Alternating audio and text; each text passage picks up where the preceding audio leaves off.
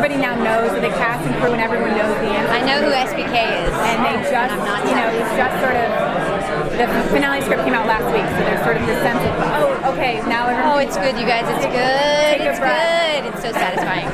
And we all sort of feel that sense of relief of like, we finished the story. And I'm really excited about where the show goes in the back half, because we really started to play with structure and format.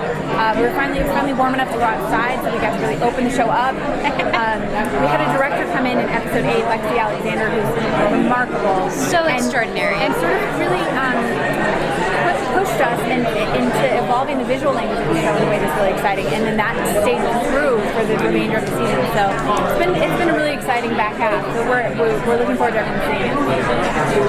So this show is really dark. Yeah. Yes. But in dealing with family matters, it can also be funny. How do you balance that? And how do you play it? It's such an excellent question. It's what all great family drama consists of, right?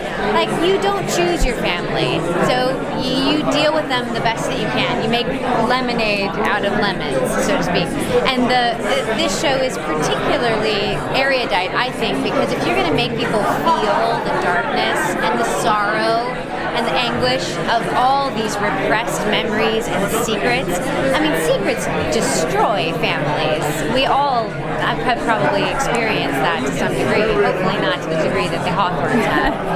But, humor undercuts the melodrama. Humor opens up your audience and makes them vulnerable for the attack of drama. Those two things go hand in hand. Absolutely. Yeah. It was something that early on, I remember the words literally in the pitch. I said, I don't want this to be relentlessly grim and self-serious. That was a direct quote from the pitch, because it was really important to me that, yes, we're telling it's a family in crisis. It's a family that's disintegrating. It's a family that's questioning each other and themselves and what they're putting all their seemingly benign memories through this haunting new filter in the wake of this suspicion. But it's also bizarrely funny sometimes to have to grapple with that. And these actors are all so deft with any emotion you give them that it wouldn't work on every show or with every cast to try to skate between comedy and drama. But they make it work, and I think a lot of it is also the bonds that they've genuinely forged that feel, and there's this authenticity, and they're also just very gifted. And so whatever we throw at them, they'll figure out a way to sell it. But I look to humor and dark humor, gallows humor. That's how I cope with things that are difficult. And so I felt like that's where this family would land sometimes too. Yeah, and I think that's how most of us cope. You have to laugh or you cry. And playing Tessa week after week, who was a child when all these killings happened, who may know things she may not, but she is certainly holding on to the image of this perfect family. She's certainly trying to be the glue among these disparate parts. We have a great scene coming up that I don't think spoils anything, where Cam and I cannot breathe, cannot speak for laughing. And I think it's a valve, right? Like my clown teacher from acting school used to say, the ha-ha line and the wah-wah line run parallel to each other. So we hope that people at home are doing some wah-wahing and some ha-ha. That scene is next week, and it really came, And that came out of a family member of mine, who I won't say who it was, but unexpectedly started laughing hysterically at a funeral of a person who she loved dearly and was grieving sincerely. But the tracks, as you say, they're so close that they cross. Yeah.